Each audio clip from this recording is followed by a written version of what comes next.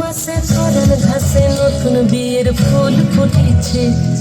উঠালি পাখালি মনে আলতা কোণে নতুন বিয়ের ফুল ফুটেছে।